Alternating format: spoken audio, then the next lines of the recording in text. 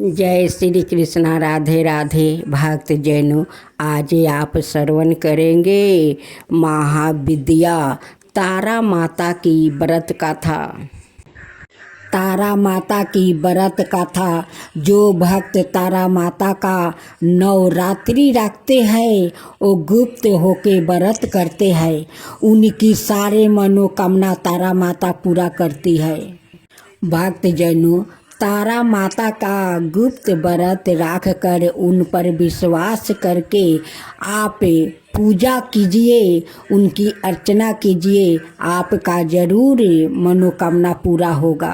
कृष्णा राधे राधे। मेरे प्यारे भक्त जनों, आज आप सुनेंगे गुप्त नवरात्रि का आज दूसरा दिन है, जो माँ तारा देवी की व्रत कथा।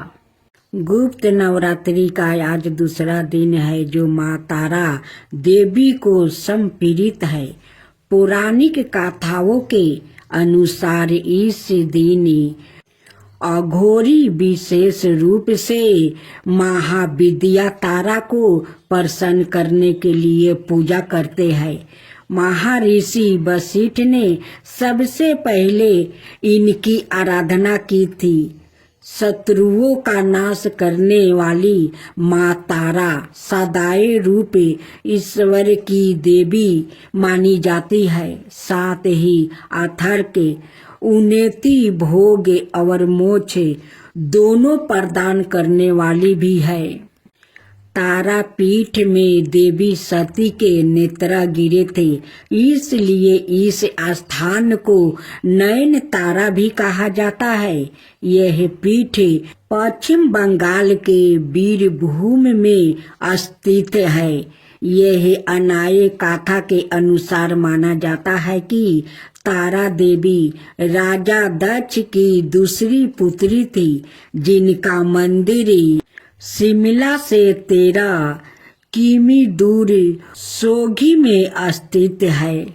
शास्त्रों के अनुसार लंकापति रावण ने भी माँ तारा की उपासना की थी। साथ ही माता तारा देवी को लेकर यह भी मानता है कि जिनका उद्धार भगवान शिव भी नहीं कर पाते, उन भक्तों का उद्धार भी माँ तारा देवी करती है। माँ तारा की पूजा के कोई विशेष नियम नहीं होते हैं, लेकिन यह मानता है कि यदि कोई व्यक्ति पूरी श्रद्धा से माँ तारा देवी की पूजा करता है तो माता भक्तों की पुकार सुनकर उनका उद्धार अवश्य करती है। माँ तारा की साधना करने से धन संबंधी सभी समस्याओं दूर हो जाती है और साथ ही दिव्या सिद्धि भी प्राप्ति होती है। माँ तारा की पूजा हमेशा एकांत कक्ष में ही करें। जिस स्थान पर आप पूजा करें वहाँ आपके अलावा कोई भी अन्य व्यक्ति मौजूद ना हो। माँ तारा की पूजा करने से पहले स्नान करें। इसके पश्चात एक सफेद रंग की धोती धारण करें। माँ तारा की पूजा हमेशा रात्रि के समय ही की जाती है, इसलिए माँ तारा की पूजा हमेशा अर्धरात्रि में ही करें। माँ तारा देवी की पूजा करते समय पश्चिम दिशा की ओर मुख करके बैठे। पूजा करने वाली चौकी पर गंगा जल छिड़क कर उसे शुद्ध कर ले।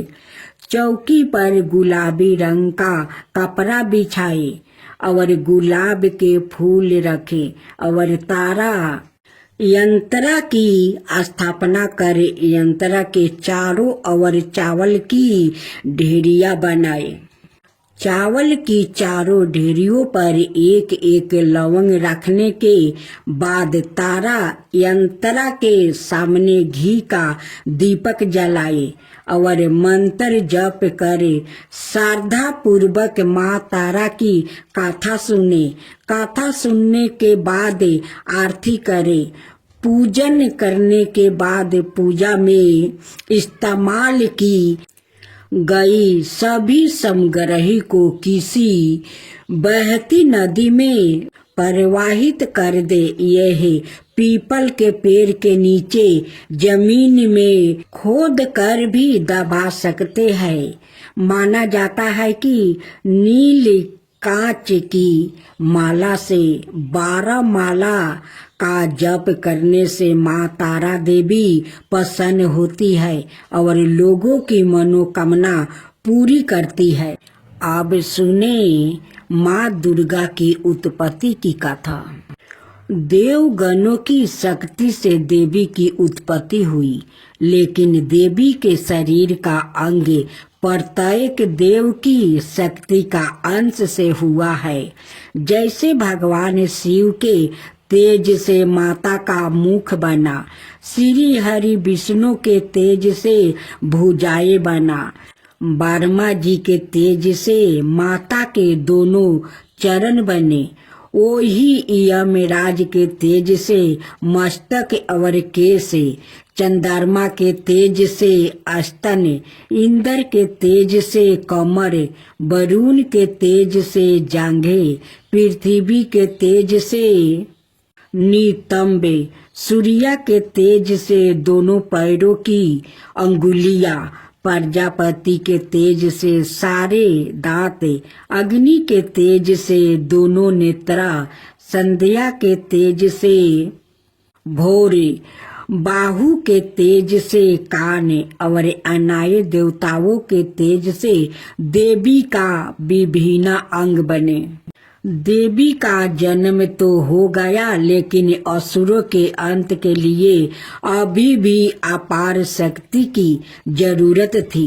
तब भगवान शिव ने उनको अपना त्रिशूल, भगवान विष्णु ने चक्र दिया, हनुमान जी ने गदा दिया, श्री राम ने धनुष दिया, अग्नि ने शक्ति बाण से भरे तरकस दिया, वरुण ने दिव्या शंख, प्रजापति ने स्फटिक मणियों की माला, लक्ष्मी जी ने कमल का फूल दिया, इंद्र ने वज्र दिया, शेष नाग ने मणियों से सुशोभित नाग दिया, वरुण देव ने पास और तीर दिया, ब्रह्मा जी ने चारों वेद दिया और हिमालय पर्वत ने माता को उनका वाहन सिंह दिया।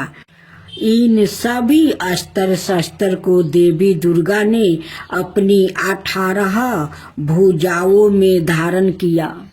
अस्त्र शस्त्र और आंतरिक शक्ति से देवी का विराट रूप बन गया और असुर उन्हें देख कर ही भयभीत होने लगा। देवी के पास सभी देवताओं की शक्तियां हैं, उनके जैसे कोई दूसरा शक्तिशाली नहीं है।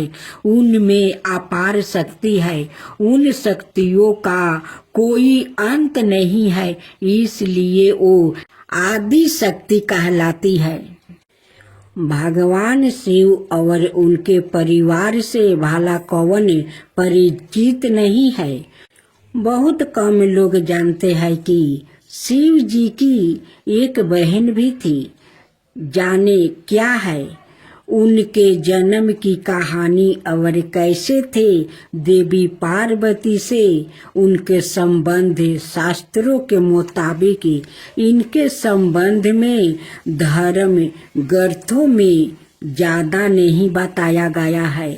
अब सवाल ये उठता है कि जब शिव का जन्म ही नहीं हुआ, यानी वो अजमेन है, तब उनकी बहन कहाँ से आई।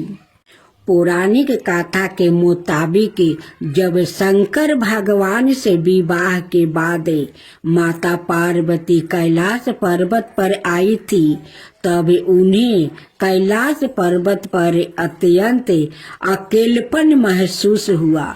एक दिन उनके मन में ख्याल आया, काश शिव शंकर की कोई बहन होती तो वो उनके साथ बात करती। पार्वती जी के मन में ये बातें अनेकों बार उठी, किंतु उन्होंने शंकर जी को कुछ नहीं बताया।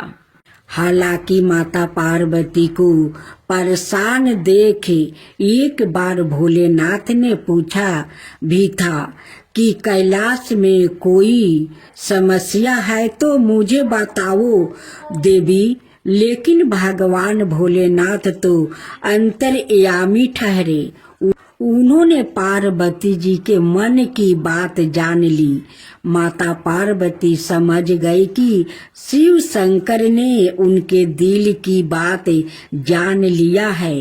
वो बोली, अगर आप मेरे मन की बात जान ही गए हैं तो भी आप मेरी इच्छा पूर्ण नहीं कर सकते।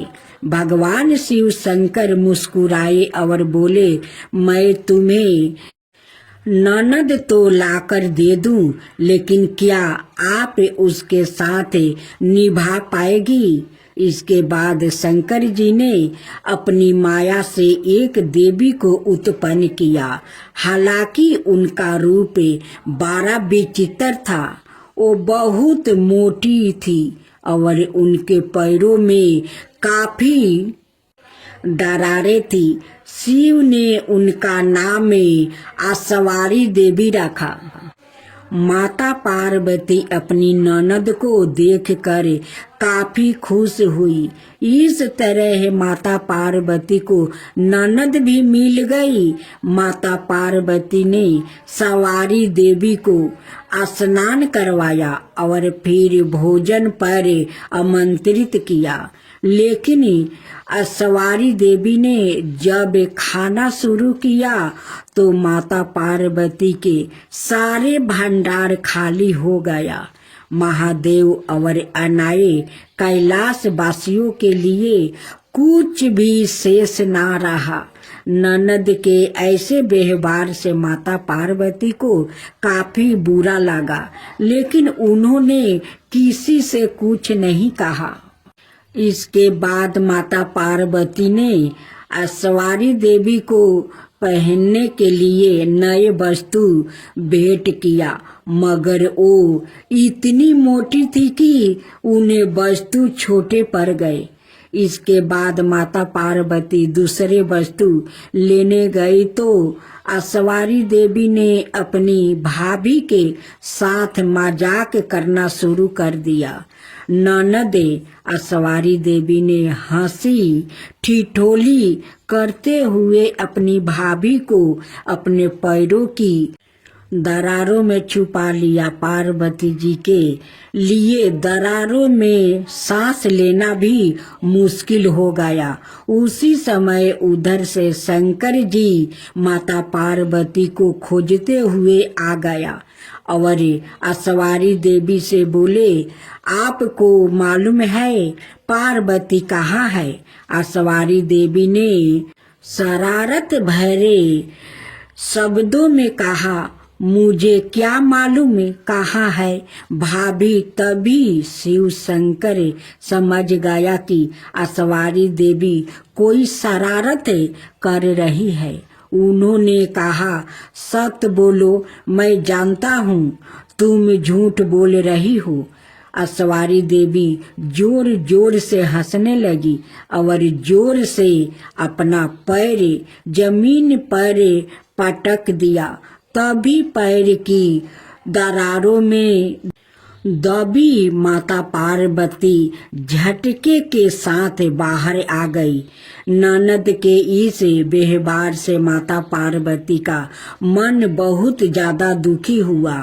वो गुस्से में भगवान भोलेनाथ से बोली, आपकी विशेष कृपा होगी अगर आप अपनी बहन को ससुराल भेज दे। मुझसे गलती हो गई जो मैंने ननद की इच्छा की। भगवान भोलेनाथ समझ गया कि भाभी ननद में बहुत पटने वाली नहीं है। इसके बाद उन्होंने सवारी देवी को कैलाश पर्वत से विदा कर दिया। प्राचीन काल से आरंभ हुआ ननद भाभी के बीच नोक झोंक का सिलसिला आज तक चल रहा है।